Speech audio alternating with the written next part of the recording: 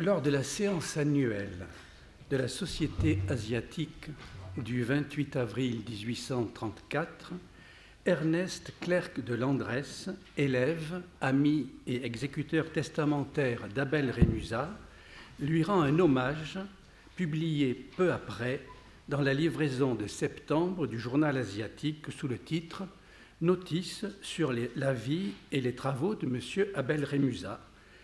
On peut lire dans ce texte, à propos de la bibliothèque de l'abbé de Tersan, qui vécut de 1736 à 1819, je cite, « Ce musée, cette bibliothèque, renfermait aussi des raretés de plus d'un genre.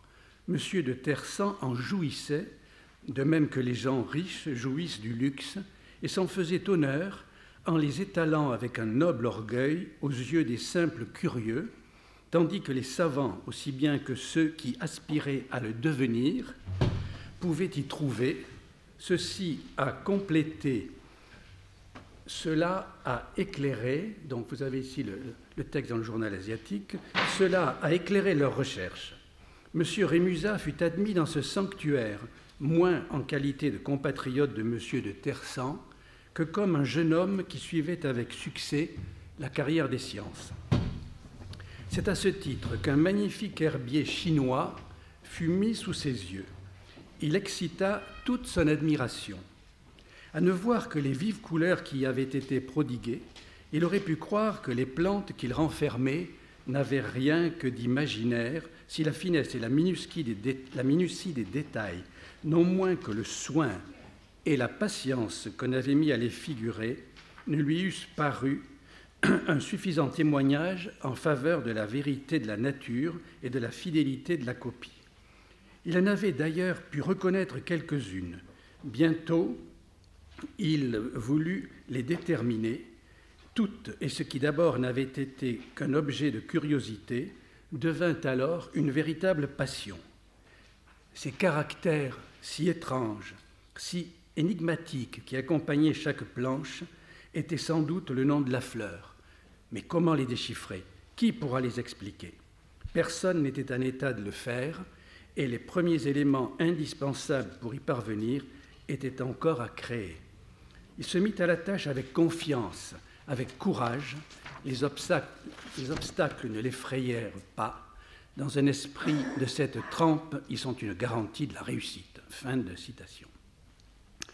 C'est certainement ce texte qui est la source commune dans les diverses biographies d'Abel Rémusat quant à l'élément déclencheur de son grand intérêt pour les études chinoises. Néanmoins, aucune précision n'a été donnée au sujet du document illustré qui eut une telle importance. La première question qui vient à l'esprit à la lecture de cette anecdote est naturellement de savoir quels étaient ces herbiers. Alors, il faut entendre par herbier un recueil de dessins de plantes à cette époque.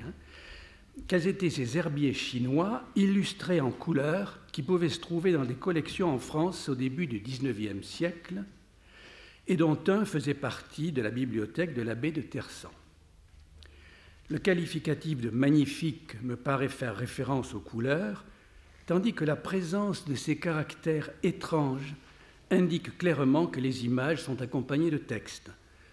Je ne vois que deux catégories d'œuvres qui peuvent correspondre à la brève description donnée dans le texte de Clerc de Landrès et qui pouvaient se trouver en France au début du XIXe siècle.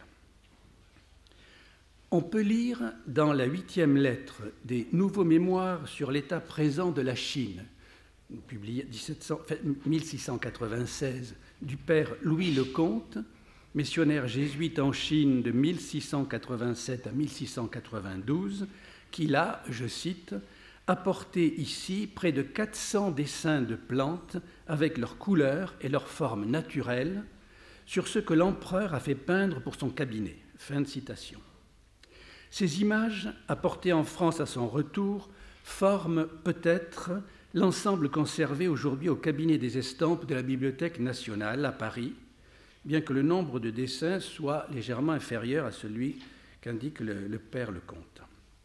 D'autre part, le père d'Incarville, un autre jésuite en Chine, annonçait à Bernard de Jussieu, qui était le responsable des plantations au Jardin du Roi à cette époque, et dont le père d'Incarville était le correspondant attitré en Chine, il faut dire correspondant à sens unique, puisqu'il envoyait une lettre tous les ans à Bernard de Jussieu, qui ne lui a jamais répondu.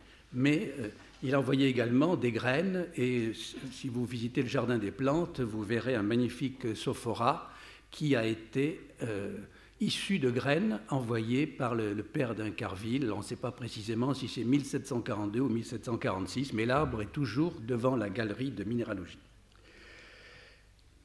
Donc, le père d'Incarville, il annonçait à Bernard de Jussieu, dans une lettre datée du 22 octobre 1747, qu'il avait fait faire une copie complète du texte et des images de ce qu'il nommait l'herbier chinois du père Thérence, et qu'il avait aussi une double copie des peintures ou dessins des plantes enluminées avec leurs couleurs naturelles qu'il lui destinait. Donc le père de Thérence, c'était Johann Schreck, vous savez, qui était un jésuite arrivé en Chine en 1630, et qui occupait des fonctions importantes à la cour impériale et qui avait fait copier justement un manuscrit qui figurait dans la bibliothèque impériale. Et en fait, cet herbier était la copie du manuscrit chinois de la bibliothèque impériale intitulé Pensao Ping Hui Tingya, essentiel de la pharmacopée, rangée suivant nature et efficacité, qui, achevé en 1505 à la demande ou à l'ordre de l'empereur Hongzhi, ne fut pas édité après sa mort l'année suivante et n'a jamais été édité depuis en entier. Il y a eu le texte qui a été édité à la fin du XIXe siècle, et il y a eu également une édition en 1982 à Pékin. Il apparaît donc que les deux ensembles d'images ont sans doute cette même origine, puisqu'il y a à peu près le même nombre, 400 et quelques images. Le père d'Incarville avait annoncé également dans une lettre à Bernard de Jussieu, datée du 15 janvier 1741, qu'il avait commandé des copies de l'herbier chinois à un atelier spécialisé par l'intermédiaire d'un marchand de Nankin. Aujourd'hui, la Bibliothèque nationale et la Bibliothèque de l'Institut possèdent deux manuscrits quasiment identiques, dont les images, comme je l'ai montré en 1998, sont des copies du Pensao Ping Hui Tingya. D'autre part, la bibliothèque centrale du Muséum national d'histoire naturelle, celle de la Société asiatique, ainsi que la bibliothèque municipale de Dijon, abritent des manuscrits qui correspondent aux illustrations rehaussées de couleurs des planches de l'édition de 1640 du Pensao Kangmu, donc rangement de la matière médicale, publié en 1596 de Li Shizhen, qui a vécu de 1518 à 1593. On sait que dans la description de l'Empire de la Chine, publiée en 1735, œuvre de Duhalde, le titre de cette pharmacopée, dans le Pensao Kangmu, dont certains passages sont cités dans la description de l'Empire de la Chine, est traduit par herbier chinois. Et donc, cet herbier chinois avait attiré l'attention de certains amateurs, on peut dire, ou spécialistes français qui avaient commandé au père d'Incarville l'exemplaire de s'il pouvait trouver l'herbier chinois. Et en fait, donc là, on s'aperçoit qu'il y avait à Nankin un atelier spécialisé. On sait qu'il y avait plusieurs sortes d'ateliers spécialisés en Chine pour produire des images destinées, on peut dire, aux étrangers qui venaient. Et donc, il y avait un atelier où, apparemment, on faisait une copie d'une partie du Pensao Kangmu illustrée en couleur et présentée, vous verrez, de façon tout à fait différente de la façon chinoise. Donc, sur le premier document tiré du Pensao Ping Hui Tingya, les dessins de plantes sont accompagnés d'un texte très court en caractère chinois, relativement grand, au-dessus et à droite. Donc au-dessus, vous voyez, il s'agit du nom, et à droite, il s'agit de la classification, on peut dire, que adoptent les auteurs de cet ouvrage, dont le principal étant Liu Wentai. On peut apprécier la qualité de reproduction des plantes que remarque le texte de Claire de Landresse et qui fait qu'Abel Rémusat peut en identifier certaines immédiatement. Et si je vous montre les suivantes, ça c'est des photos que j'avais prises il y a bien longtemps dans la bibliothèque, quand on pouvait encore photographier, donc ils ne sont pas en couleur. Et vous reconnaissez tout de suite un lotus, vous voyez, et maintenant que l'arbre est devenu assez courant dans les vergers et même dans les petits jardins devant les maisons en région parisienne, et actuellement tous ces arbres sont en fruits et en train de mûrir, donc on reconnaît immédiatement un néflier du Japon qui fut appelé d'abord bibacier en français, vous voyez, du chinois, vous comprenez, pipa, puisque le nom chinois est pipa. Hein. Donc arbre qui est arrivé en Europe en 1783 exactement en Grande-Bretagne et quelques années plus tard en France. Et actuellement, dans certaines régions, je me souviens en Corse, un vieil agriculteur qui avait un néflier dans son jardin, m'a dit, mais ça non, c'est pas du tout, ça vient pas du tout de Chine, c'est de chez nous, ça a toujours été là. Vous voyez. Donc c'est vraiment un arbre qui a été bien pris. Donc vous voyez que là, la remarque que les plantes étaient bien dessinées et que Abel Rémusat a pu tout de suite en l'identifier correspond assez avec cette hypothèse. Maintenant, sur le second type d'ouvrage, tiré du Pensao Kanmu, on voit un texte plus long, en tout petits caractères, avec au-dessus toujours le nom de la plante, et vous voyez une présentation, c'est un grand volume, à peu près de cette dimension, à l'italienne, sur un papier, sans doute papier de bambou, très, très rigide et très cassant. Et il y en a également un exemplaire dans à Pittsburgh, oui, dans la Hunt Library, qui est spécialisée dans les ouvrages de botanique. Donc, on voit que c'était un type d'ouvrage, si vous voulez, qui devait être fait à la commande, et en comparant deux exemplaires qui à Paris, celui du muséum et celui de la Société asiatique, j'ai constaté que les couleurs n'étaient pas toujours les mêmes. C'est-à-dire qu'on a l'impression que les artistes, ils devaient faire ça à la chaîne, et quand ils avaient fini une couleur, ils en mettaient une autre. Ça n'avait pas d'importance, puisque ce n'était pas un ouvrage, on peut dire, scientifique, mais que c'était destiné à être un bel objet que les étrangers achèteraient volontiers.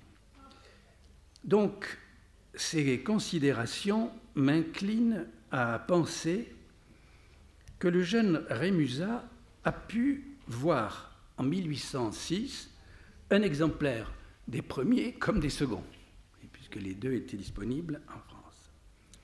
Or, l'existence le titre, je cite, « Catalogue des objets d'antiquité et de curiosité » qui composait le cabinet de feu M. l'abbé Campion de Tersan, ancien archidiacre de Leitour, devrait permettre de vérifier ce point précis.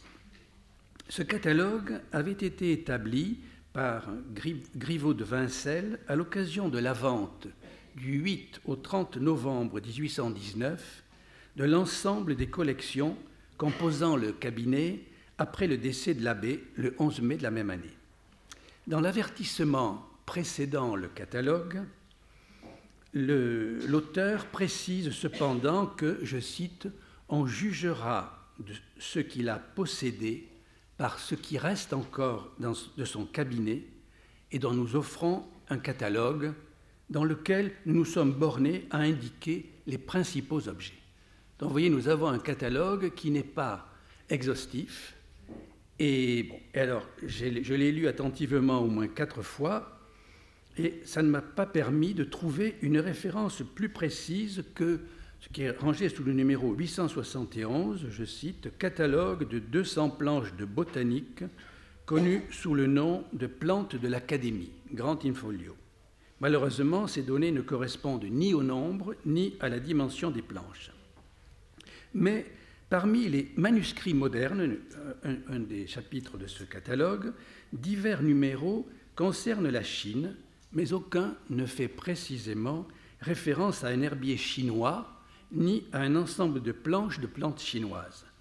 Peut-être parmi les documents correspondant au numéro 1297, vous voyez, on dit qu'il y a donc écriture et antiquité phénicienne, etc., chinoise, japonaise, etc. Donc là, c'est ambigu aussi, mais je dirais qu'à ce point, le doute subsiste toujours. Cependant, l'absence de la mention précise du magnifique herbier que citait Clerc de Landresse n'implique pas qu'il n'avait pas pu figurer dans la bibliothèque de l'abbé de Tersan, car, comme on vient de le remarquer, le catalogue n'est pas exhaustif. De même, un autre biographe de l'abbé de Tersan, Georges Bernard Depping, ou Depin, je ne sais pas comment je le prononce à la française, écrit qu'il avait classé ses collections dans plusieurs salles, dont une était consacrée aux, entre guillemets, curiosités chinoises. Il ajoute dans le même texte que, je cite, « Malheureusement, dans sa vieillesse, l'abbé de Tersan avait été obligé de se défaire de beaucoup d'objets de haut prix qui ornaient son cabinet. » On comprend ce regret quand on lit sous la plume de notre biographe de l'abbé de Tersan, un dénommé Quérard, je cite, « L'abbé de Tersan avait lui-même formé une collection précieuse d'antiquités.